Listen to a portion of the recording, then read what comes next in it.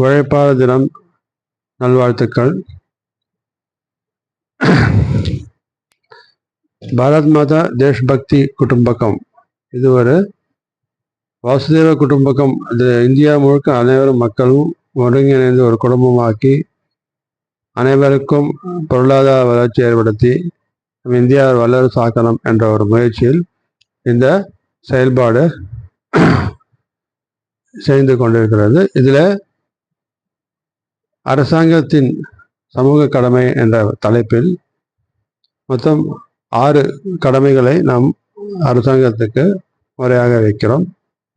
அது நம்ம ஏற்கனவே அனைவருக்கும் இன்டர்நேஷ்னல் ஸ்டாண்டர்ட் எஜுகேஷன் கொடுக்கணும்ன்றது ஒன்று சொல்லிச்சோம். இன்னைக்கு நாம்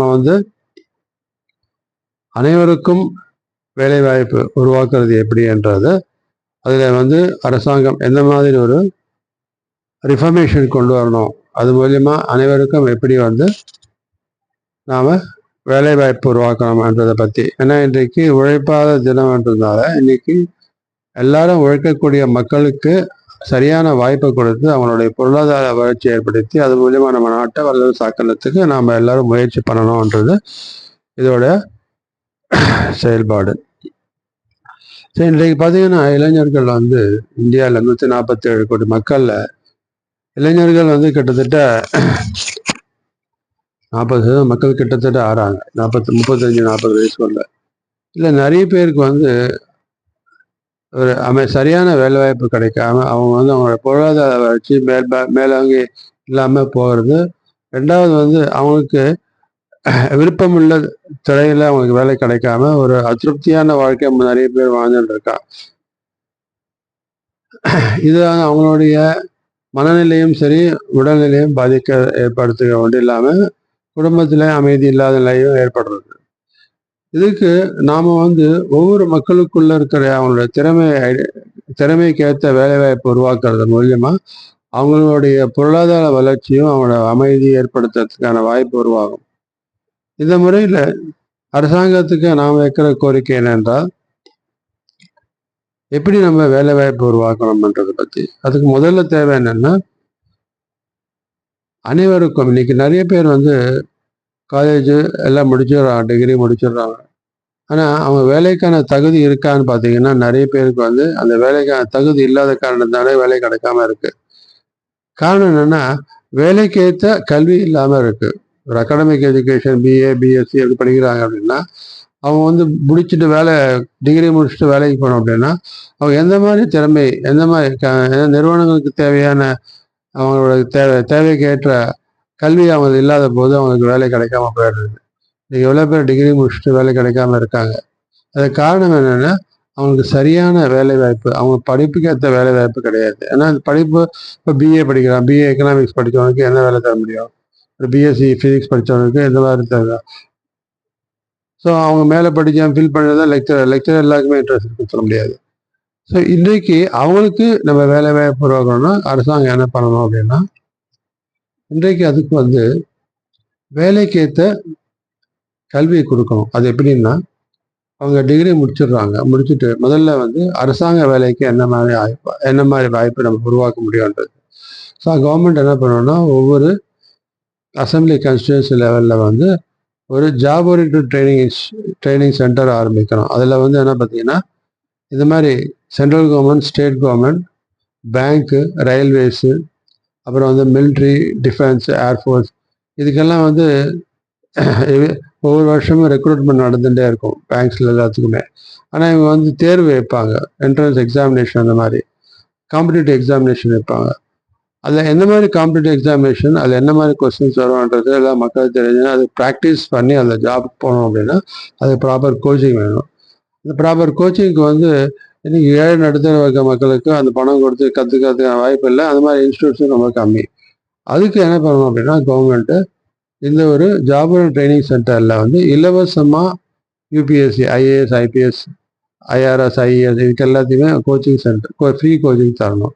அதே மாதிரி railway service commission, staff selection commission, banking service commission, அப்புறம் இந்தியன் மிலிட்ரி அகாடமி, அப்புறம் எல்லாத்துக்குமே வந்து அவங்க வைக்கிற எக்ஸாமினேஷன் ஃப்ரீ கோச்சிங் கொடுத்து அதில் இன்ட்ரெஸ்ட் இருக்கிற மக்களுக்கு அது வேலைவாய்ப்பு உருவாக்குறதுக்கு இதே மாதிரி இன்டர்வியூ டெக்னிக்ஸு, குரூப் டிஸ்கஷன்ஸ் இதெல்லாம் கூட வச்சு அவங்களோட ஸ்போக்கன் இங்கிலீஷ் டெவலப் பண்ணி பர்சனாலிட்டி டெவலப்மெண்ட் ட்ரைனிங் இதெல்லாம் அந்த கோச்சிங் சென்டர் மூலியமாக கொடுத்து அவங்க வேலைக்கு வாய்ப்பு உருவாக்கி அவங்களுக்கு கவர்மெண்ட்டில் வேலை கிடைக்கிறதுக்கான வாய்ப்பு உருவாக்கணும்.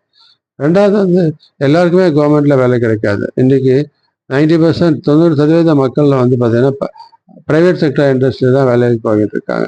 அந்த ப்ரைவேட் செக்டர் இண்டஸ்ட்ரியில் பார்த்தீங்கன்னா ஒரு பிஏ பிகாம் படித்தவனுக்கு பிஎஸ்சி படித்தவனுக்கு எந்த வேலை கேட்டால் அவனுக்கு அந்தந்த ப்ரைவேட் செக்டருக்கு தேவையான எந்த மாதிரி வேலைக்கு தேவையோ அந்த வேலைக்கான கல்வியை நம்ம வந்து இந்த அரசாங்கம் வந்து இந்த ஜாப் ட்ரைனிங் சென்டரில் அவனுக்கு கல்வி தரணும். Like computer education based, C+ இந்த மாதிரி ப்ரோக்ராமிங் கோர்சஸ்ஸு, அப்புறம் வந்து computer based courses, GST, Tally அது மாதிரி ஒவ்வொரு கம்பெனிக்கு தேவையான வேலைக்கு தேவையான ஆளுங்களை அது HR டிபார்ட்மெண்ட்டாக இருக்கும், அக்கௌண்ட்ஸ் டிபார்ட்மெண்ட், டெக்னிக்கல் டிபார்ட்மெண்ட் அதுக்கேற்ற மாதிரி அவங்களுக்கு வந்து ஒரு வேலைவாய்ப்பு பயிற்சி கொடுத்து அவங்க எம்ப்ளாயபிள் செட்டை மாற்றி அவங்களுக்கு அந்த வேலைவாய்ப்பு உருவாக்குறதுக்கு அரசாங்கம் இது ஃபஸ்ட்டு ஸ்டெப் எடுக்கணும்.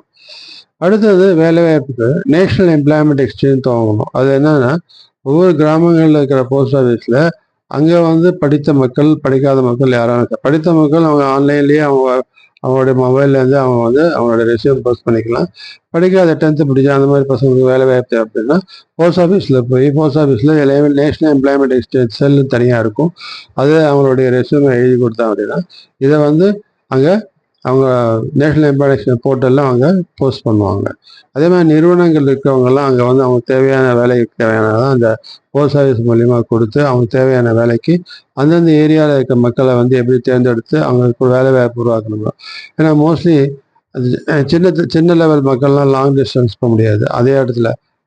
ஸோ அந்த மாதிரி இப்போ ஒரு எக்ஸ்போர்ட் கம்பெனி இருக்குது, அங்கே டெய்லர் வேணும், ப்ளம்பர் வேணும், எலக்ட்ரீஷியன் வேணும், இந்த மாதிரி எல்லாம் வந்துட்டு அவங்க பிளேஸ் பண்ணாங்கன்னா அதுக்கு திறமை இருக்கிற பசங்களுக்கு அதே கிராமங்கள்லேயே அது சுற்றி இருக்கிற மக்கள் இடத்துல வேலைவாய்ப்பு உருவாக்கிறதுக்கு நம்ம இது நேஷ்னல் எம்ப்ளாய்மெண்ட் எக்ஸ்சேஞ்ச் மூலியமாக உருவாக்க முடியும். இதே மாதிரி ஹையர் ஸ்டடீஸ் படித்தவங்களுக்கு போர்ட்டலில் போஸ்ட் பண்ணிவிட்டு அது மூலிமா இந்தியாவில் இருக்கிற எல்லா நிறுவனங்களும் அந்த போஸ்டலில் போஸ்ட் பண்ணும்போது என்ன ஆகும்னா அதுக்கு படிக்க ஏற்ற மாதிரி வேலைக்கு யார் தயாராக இருக்காங்களோ அவங்களுக்கு அந்த இடத்துல வேலைக்கு கிடையாது வாய்ப்பு உருவாகும்.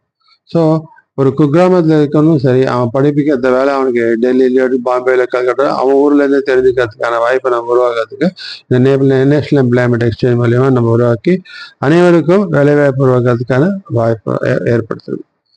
அடுத்தது self employment development training centre அப்படின்னு அர்த்தம்.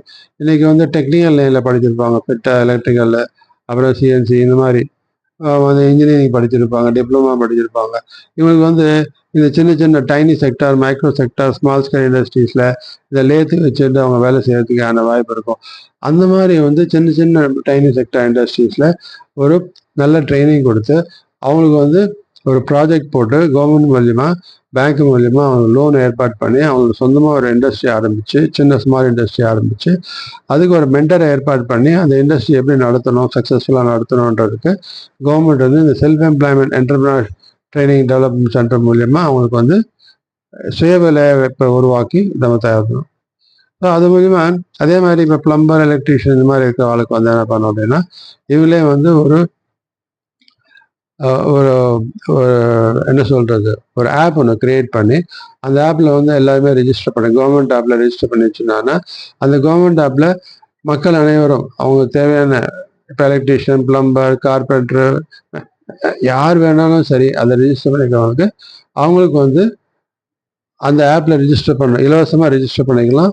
அது மூலியமா வந்து சுய வேலைவாய்ப்பு பண்ணுறவங்களுக்கு carpenter, electrician, plumber, AC mechanic இவங்க எல்லாருக்குமே வந்து மக்கள் அவங்க தேவையான வீட்டுக்கு தேவையான இதெல்லாம் அதில்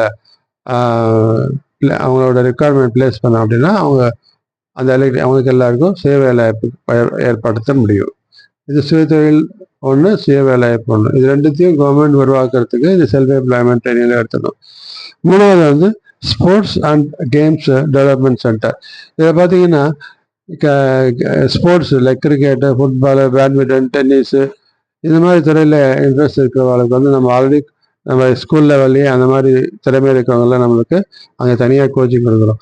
அவங்களும் இங்கே ரெக்ரூட் பண்ணி அவங்களுக்கு வந்து நல்ல ட்ரைனிங் கொடுத்து அவங்கள நேஷ்னல் இன்டர்நேஷ்னல் லெவலில் ப்ளே பண்ணிவிட்டு அதே மாதிரி அவங்களுக்கு ஸ்பான்சர்ஷிப் ப்ரோக்ராம்ஸ் நடத்தி அவங்களுக்கு வந்து ஒரு வேலை வாய்ப்பு இது மூலிமா உருவாக்கணும். 35 வயசு வரைக்கும் இந்த மாதிரி விளையாட்டு விளையாடலாம். அதுக்கப்புறம் அவங்களுக்கு வந்து ஒரு கம்பெனியில் ஏதாவது கம்பெனியில் அவங்களுக்கு ஜாப் உருவாக்கி ஸ்போர்ட்ஸ் கோட்டாவில் அதுக்கு அடுத்த பீரியடில் அவங்க செயல்படுறதுக்கு அவங்க வாழ்க்கைதாரத்தை ஏற்படுத்தி கொடுக்கணும். கேம்ஸ் போது பார்த்தீங்கன்னா உங்களுக்கு வந்து ஜாவலியன் த்ரோ, ஸ்விம்மிங்கு எல்லா ஏரியாலையுமே அது மூலிமா ஒலிம்பிக்ஸ்க்கு தயார்படுத்துறதுக்கு இங்கே வாய்ப்பு ஆகும்.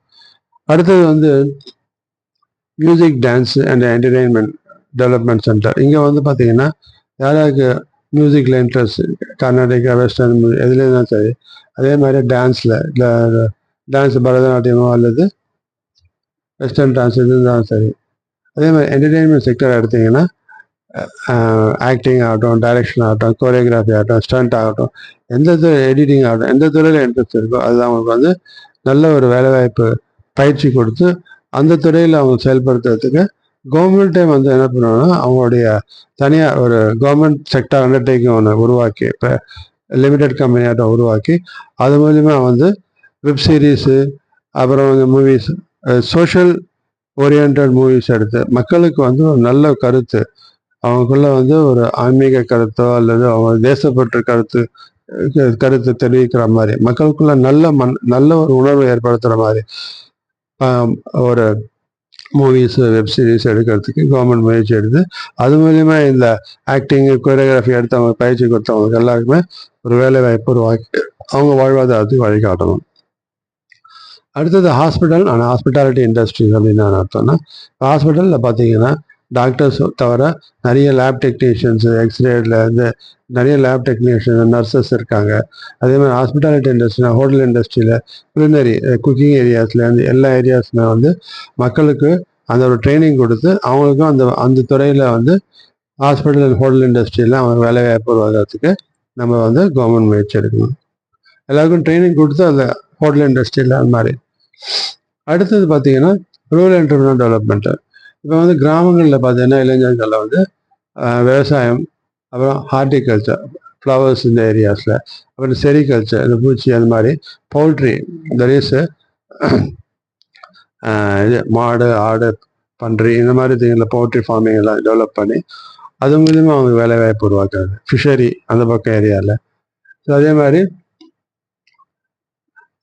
அதுக்கு வந்து கவர்மெண்ட் லேண்டை லீஸை கொடுத்து அதில் வந்து கவர்மெண்ட் சப்போர்ட் ப்ராஜெக்ட் போட்டு அதை பேங்க் மூலிமா அவங்க லோன் ஏற்பாடு பண்ணி அவங்க சுயமாக இந்த ஏரியாஸில் அவங்க வந்து அவங்களே சொந்தமாக தொழில் துவங்கி அதை வந்து அவங்க வாழ்வாதாரத்துக்கு வழிகாட்டணும் கவர்மெண்ட். இது வந்து கிராமத்தில் இருக்கிற இளைஞர்களுக்கு வேலை வாய்ப்பு உருவாகிறதுக்கான வாய்ப்பு ஏற்படும்.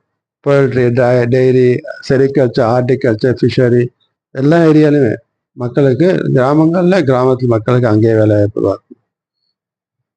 அடுத்தது பெக்கர் ரீஹாபிலிட்டேஷன் சென்டர். நீ பார்த்தீங்கன்னா இந்தியா முழுக்க எங்கே பார்த்தாலும் வந்து பிச்சைக்காரங்க இருக்காங்க. வயசானவங்களுக்கு வந்து அவங்களுக்கு ஷெல்டர் கொடுத்து அவங்களுக்கு வந்து ஓல்டேஜ் ஹோமில் சேர்த்துடணும். இளைஞர்கள் நிறைய பேர் இருக்காங்க, யங்ஸ்டர்ஸ் வேலையாக இருக்க.